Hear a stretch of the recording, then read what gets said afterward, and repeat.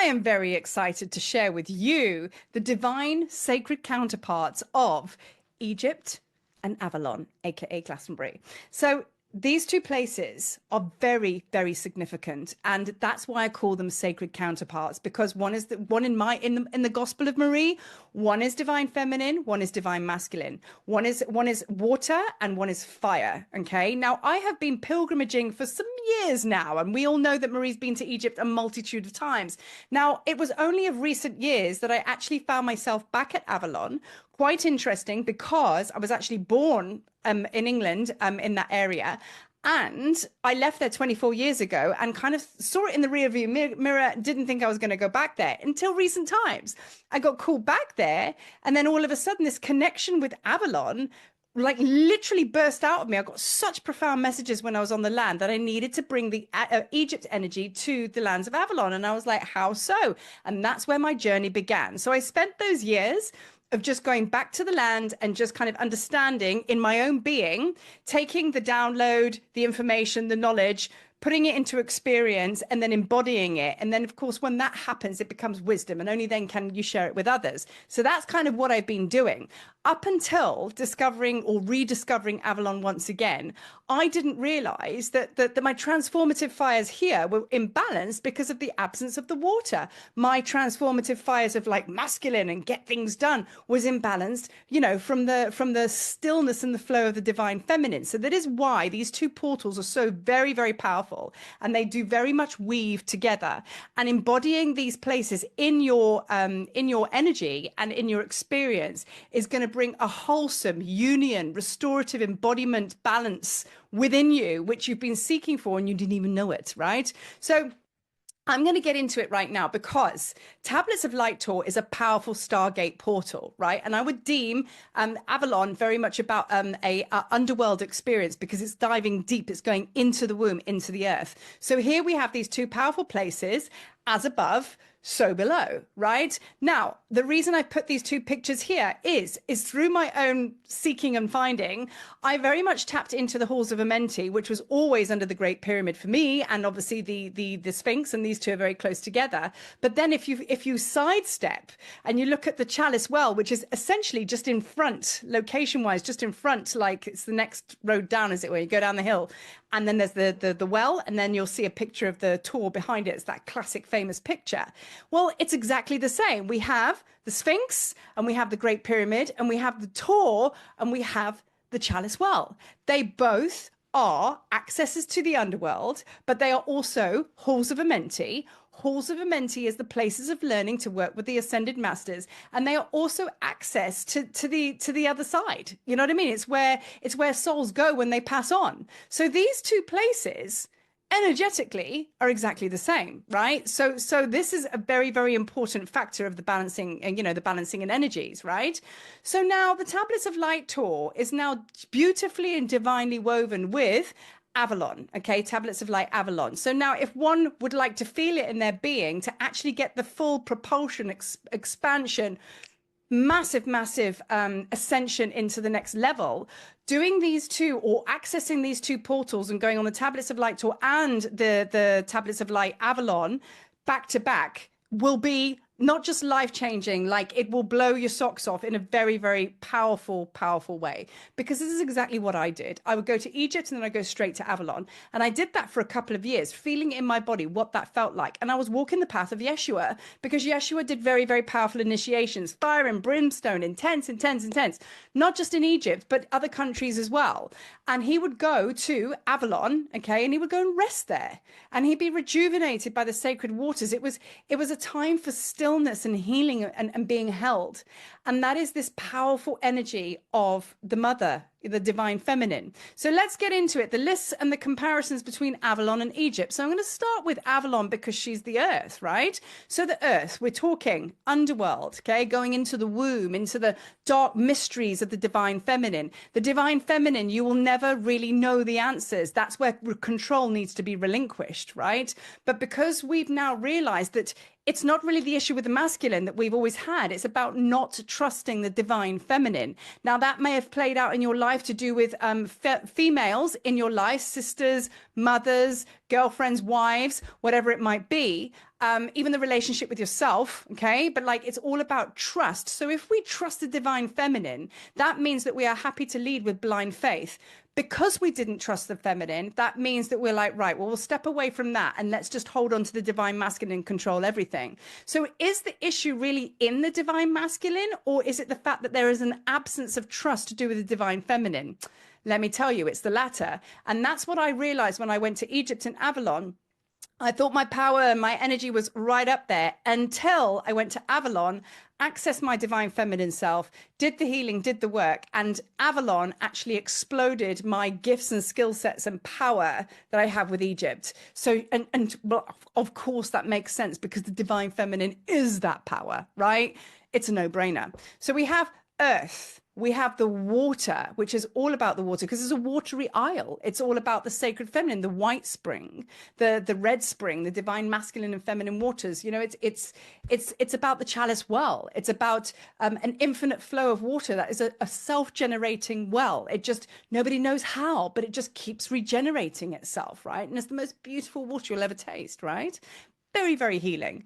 And then we really, really understand the depth of the divine feminine because you go to Avalon and you just feel the magic. The synchronicities is absolutely incredible. And it comes from the trees. It comes from the yew trees.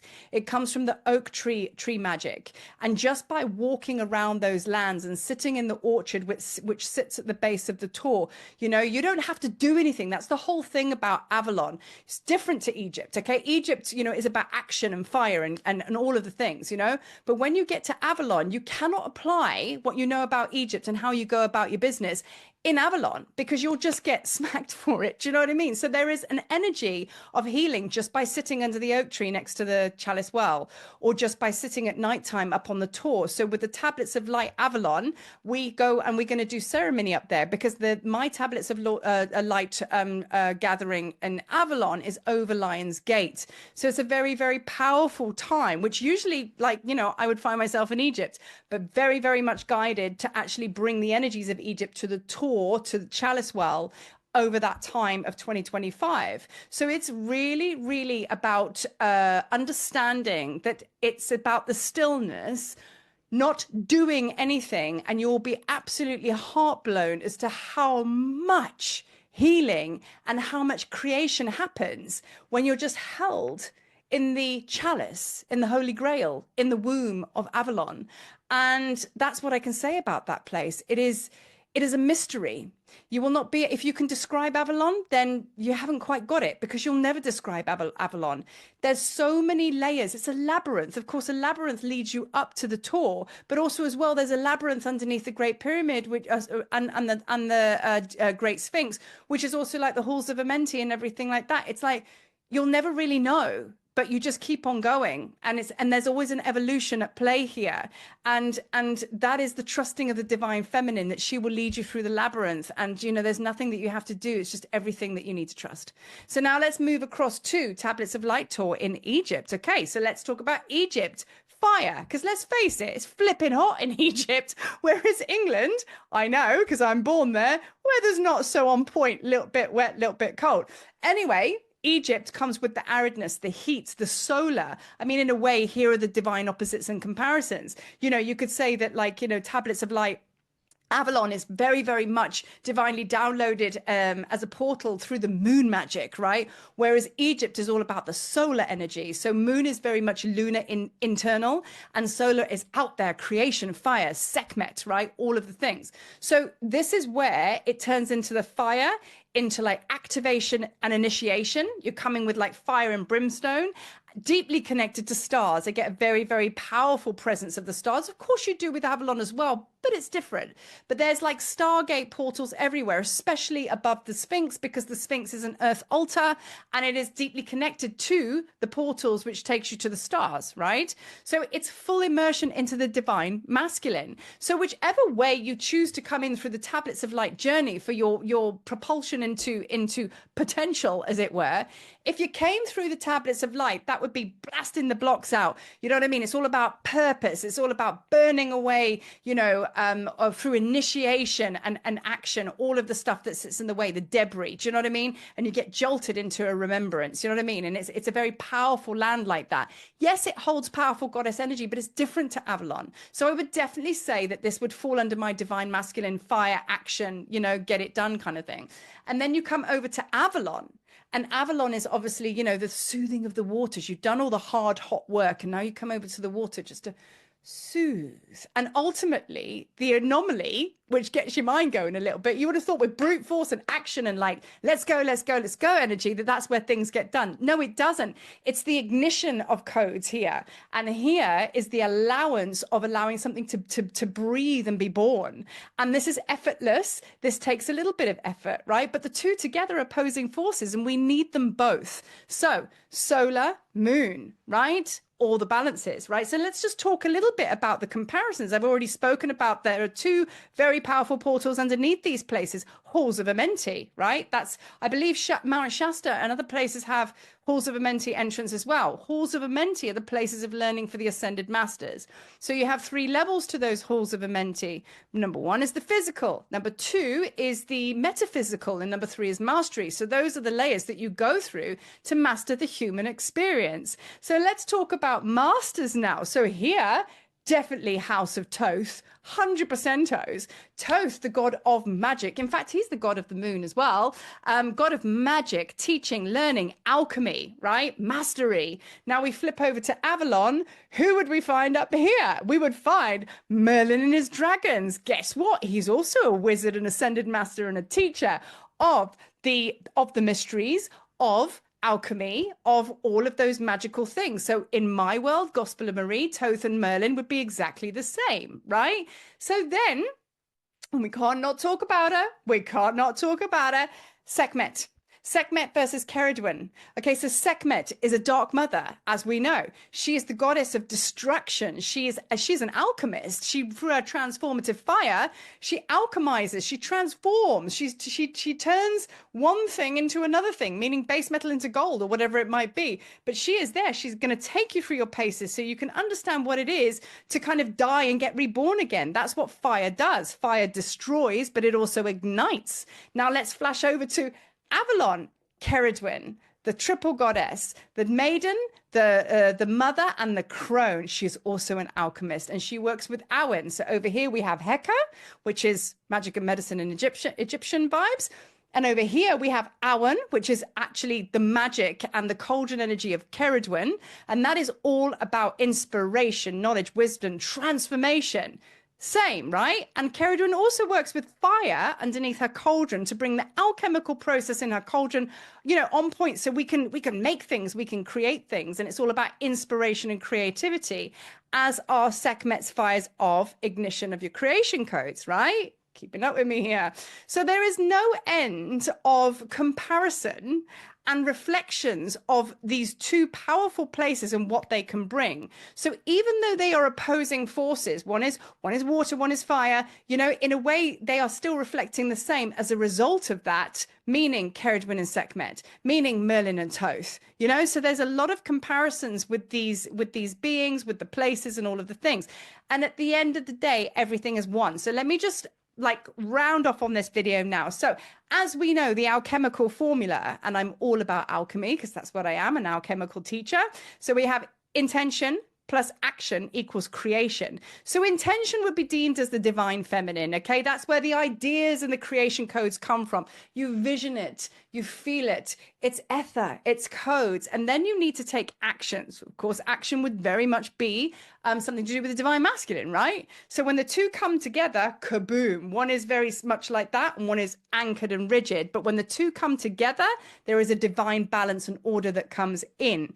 And then there is forward motion as a result of that. If anything and any idea or creation you have is imbalanced, it will not have forward motion. It must contain the balance of the two opposing forces. So if you have any stagnancy with what you're creating, just go and check that out. But intention, feminine, action, divine masculine, creation. So if we take the fire of Egypt and we basically put it together with the waters of Avalon, together they create steam and ether.